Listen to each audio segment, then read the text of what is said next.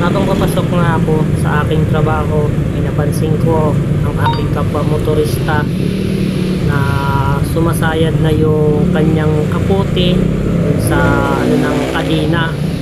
Napakalumusot yung kapote dun sa kadena ng kanyang motor ay maaksidente, kasi karamihan mga ganyan mga lods na ano, mga nakamotor gawa sa kapote. Kaya aking lalapitan at aking sasabihan para malaman niya na nasayad na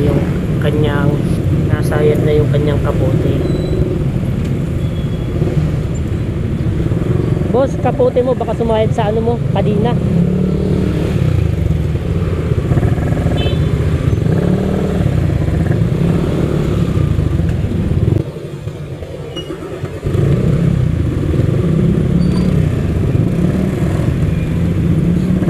Mga ganun mga lads, pag may nakita kayo na sa kapwa motorista natin na alanganin at nakahano ng aksidente, kasi yung kapote mga lads pwede sumuot dun sa kadena niya eh.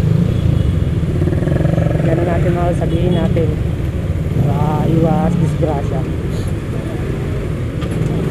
And ride safe everyone, ingat po tayo palagi.